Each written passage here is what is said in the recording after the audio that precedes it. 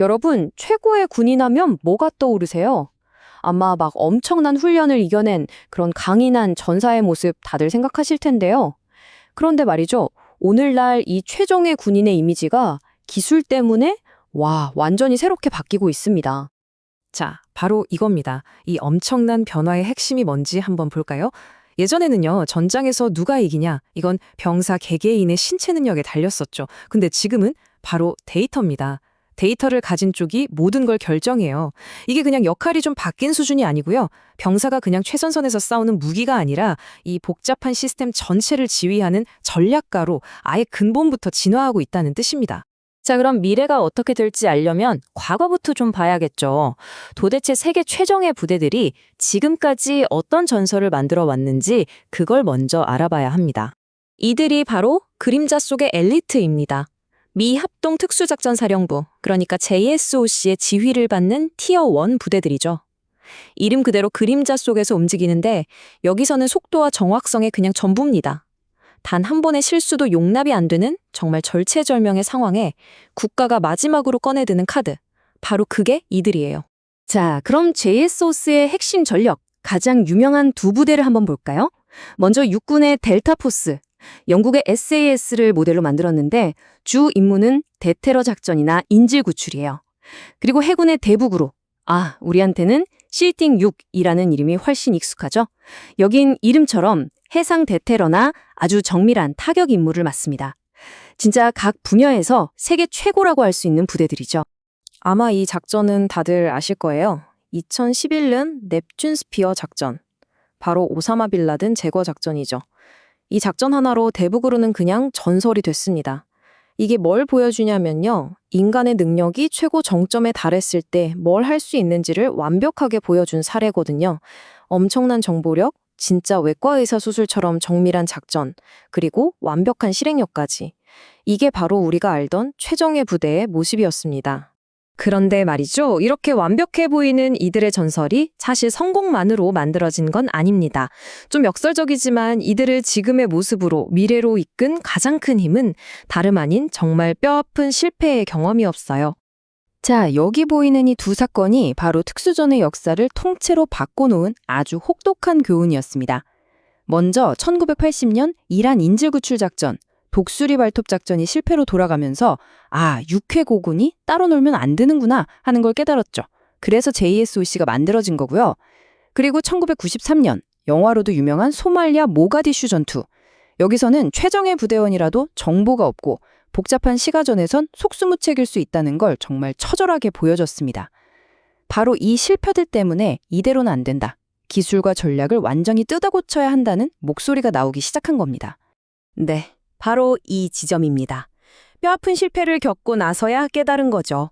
그냥 몸만 단련해서는 안 된다. 뭔가 새로운 방식이 필요하다.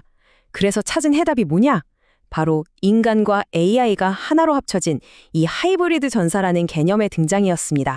왜냐하면 21세기의 전장은 규칙 자체가 완전히 바뀌었거든요. 옛날처럼 그냥 총 좋고 대포 많다고 이기는 시대가 아니에요. 이제는 눈에 보이지 않는 전쟁, 바로 사이버, 전자전, 그리고 정보를 지배하는 쪽이 전장 전체를 지배합니다. 다시 말해서 더 좋은 소총을 가진 쪽이 아니라 더 좋은 데이터를 가진 쪽이 이기는 시대가 온 거죠. 자, 그럼 새로운 시대의 무기고에는 뭐가 들어있을까요? 보세요. 이제 병사는 혼자 싸우지 않습니다. 하늘에서는 드론이, 땅에서는 로봇이 쉴 새 없이 정찰하면서 실시간으로 정보를 쏟아내요. 그럼 AI가 이 어마어마한 데이터를 순식간에 분석해서 여기가 위험하다, 적의 타겟이다 알려주죠. 그리고 인간은 그 분석 결과를 보고 최종 결정을 내리는 겁니다. 진짜 영화에서나 보던 장면이 현실이 된 거죠. 그럼 이런 생각이 들 수 있어요. 기계가 이렇게 위험한 일을 다 하면 인간 병사는 이제 필요 없는 거 아니야? 근데요, 절대 그렇지 않습니다. 오히려 그 역할이 그 어느 때보다도 더 중요해졌어요.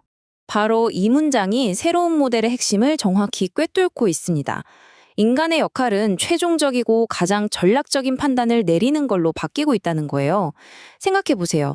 기계가 아무리 데이터를 빨리 분석하고 A안, B안, C안이 있습니다 하고 선택지를 줘도 그 복잡한 상황의 전체적인 맥락을 읽고 이게 과연 옳은 일인가 하는 윤리적인 고민을 하고 그 결정에 대한 최종 책임을 지는 것, 그건 오직 인간만이 할 수 있는 일이라는 거죠. 자, 이 새로운 작전이 어떻게 흘러갔는지 한번 볼까요? 3단계로 나뉘는데요. 첫 번째, 탐지. 드론이나 로봇 같은 무인 시스템이 쫙 훑으면서 위험 요소를 찾아냅니다. 두 번째, 분석. AI가 이 엄청난 데이터를 받아서 순식간에 처리하고 이게 타겟이다, 이런 패턴이 보인다 하고 딱 집어주죠. 그럼 마지막 세 번째, 결정. 인간 지휘관이 AI의 분석 결과를 보고 최종적으로 공격하라, 기다려라 하고 명령을 내리는 겁니다. 인간과 기계, 각자가 제일 잘하는 걸 합쳐서 시너지를 내는 아주 똑똑한 방식이죠. 자, 그런데 이런 변화가 미국만의 이야기는 아닙니다. 전 세계 다른 선진국 군대들도 이 새로운 현실 앞에서 어떻게든 살아남으려고 정말 치열하게 고민하고 있거든요. 한번 같이 살펴보시죠. 특히 우리 대한민국은 이 변화의 흐름을 아주 잘 보여주는 예시라고 할 수 있습니다. 이미 우리 군은 세계적인 수준이고 병사들 개개인의 역량도 정말 뛰어나잖아요. 하지만 동시에 이 AI 하이브리드 군대로 진화해야 한다는 엄청난 과제를 안고 있습니다. 이건 사실 우리나라만의 고민은 아니에요. 이 기술 군비 경쟁에 뛰어든 모든 선진국이 똑같이 마주하고 있는 아주 보편적인 도전 과제인 셈이죠.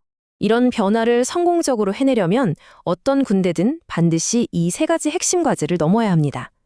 첫째는 데이터 해석 능력. 기계가 주는 정보를 인간이 제대로 이해하고 활용할 수 있게 훈련해야 하고요. 둘째는 AI 주도 작전 능력. 그냥 드론 몇 대 쓰는 수준을 넘어서 이 복잡한 AI 정보 시스템 안에서 작전을 수행할 수 있어야 합니다.